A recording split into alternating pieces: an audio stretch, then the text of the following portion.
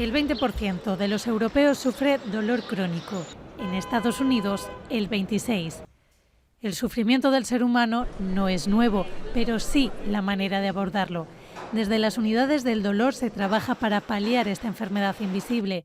Sus armas son los fármacos, las técnicas experimentales y dosis de psicología para sostener a los pacientes que día tras día rabian en su particular tormento. Dicen que la vida con dolor crónico es una no vida, un castigo que en muchos casos sufrirán para siempre y tendrán que aprender a convivir con este compañero al que nadie ha invitado.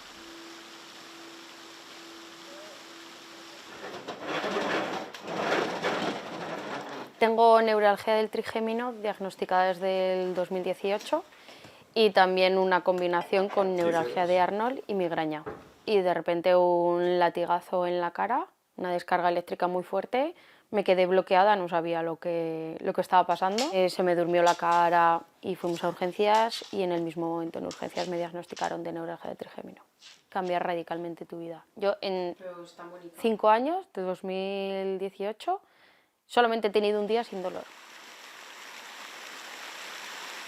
Yo llevo ya 10 años sin tener nada de dolor nunca y que además de tener ese dolor constante, pues tienes crisis de calambrazos, martillazos, como si tuvieras una fiera rabiosa ahí arañándote continuamente.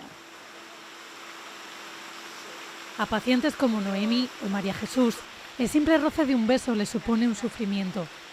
Peinarse, masticar, el frío, el viento, el calor.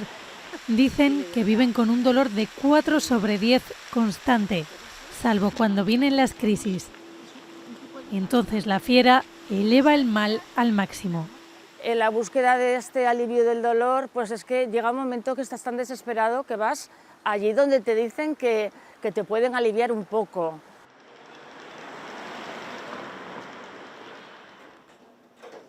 Hola, buenos días. Buenos días, ¿qué tal, Francisco? ¿Cómo está? Bien. Bien. Vamos a ver, siéntese por favor y vemos a ver qué tal se ha encontrado. ¿Vale? Sí. Vamos a ver. La unidad del dolor del obispo Polanco atiende a unos 3.000 pacientes que, como Francisco, buscan alivio para un dolor que no se va. Desde que el anestesista Fernando Murciano y su equipo se pusieran al frente hace ahora 9 años, han conseguido mejorar la cartera de servicios que ofrece el hospital. Han pasado de recetar fármacos a realizar distintas técnicas en quirófano con buenos resultados. Sí que me comentaste la otra vez que no tolerabas muy bien los opiáceos ni los neuromoduladores, ¿no? Vale. Algo similar a lo que hacen los dentistas cuando hay un dolor dental, ponemos una mínima dosis de anestésico local con el objetivo de dormir ese nervio. Si el origen del dolor es este, el paciente va a estar durante el periodo de tiempo que les dure el bloqueo, va a estar bien, no les va a doler.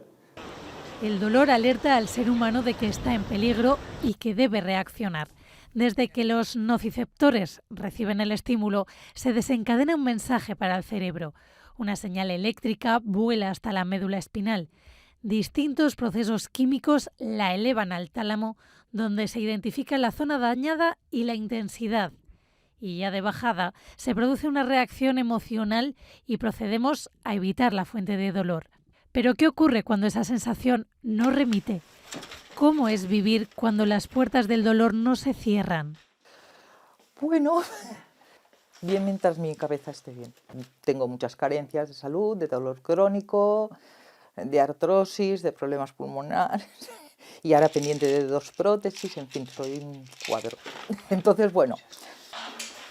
Una lesión de rodilla a los 40 años fue el principio del dolor sin fin de Cristina. La artrosis le cambió la vida, incluso la obligó a dejar de trabajar. Cuando dan brotes por el motivo que sea, pues sinceramente es horrible. Es que el dolor crónico no tiene... hay que vivirlo, así de claro. Bueno, como todo en esta vida, ¿eh?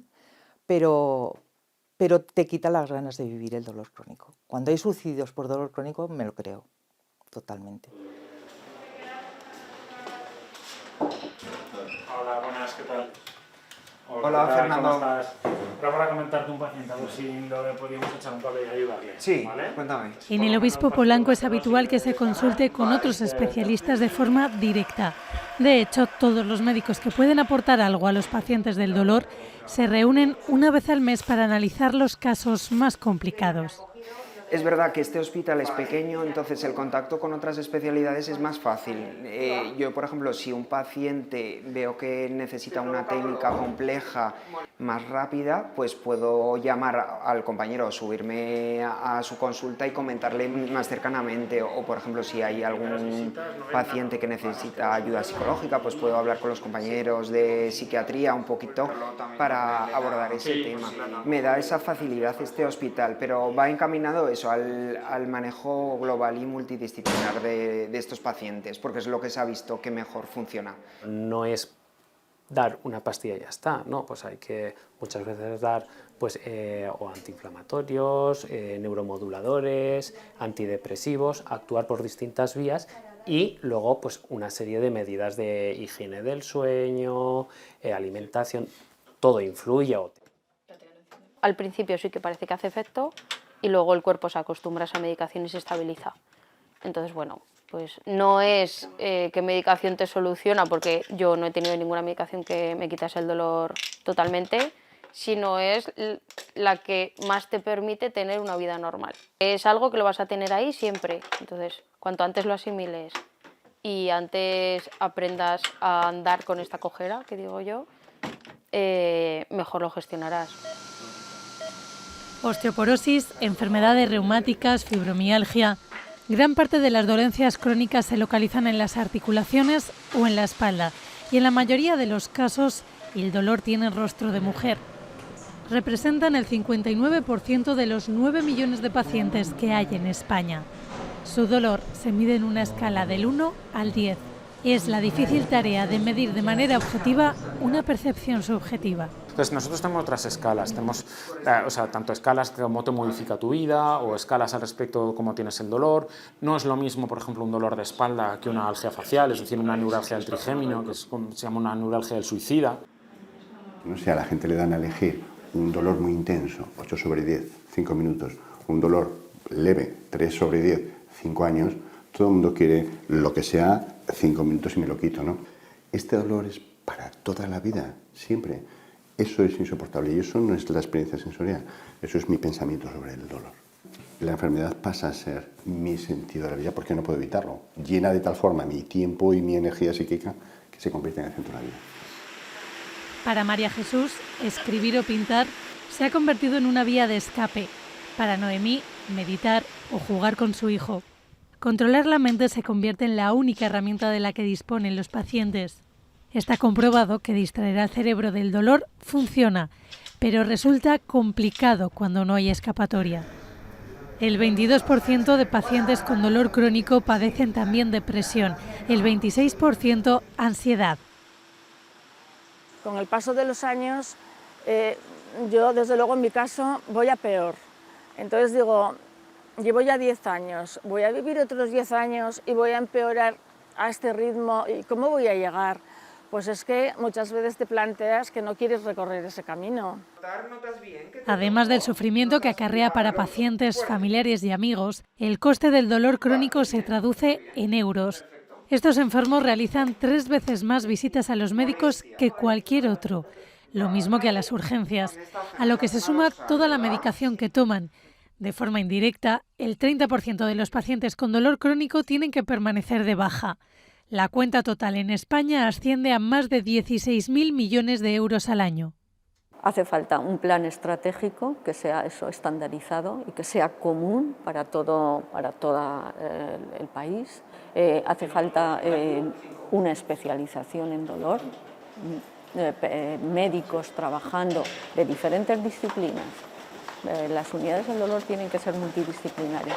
Médicos de diferentes disciplinas, pero dedicados a tiempo completo en el tratamiento del dolor. Y luego, pues eso, hay que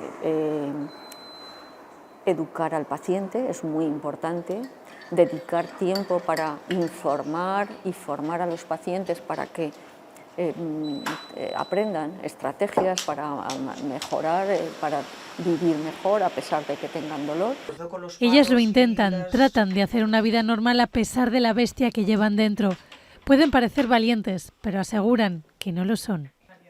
No, no, no, a mí yo estoy valiente que me lo quite del cartel, que yo quiero tener una vida normal. Normal. O sea, no pido cosas extraordinarias, sino un día más sin dolor. Sí, pagaría, vamos, pagaría muchísimo.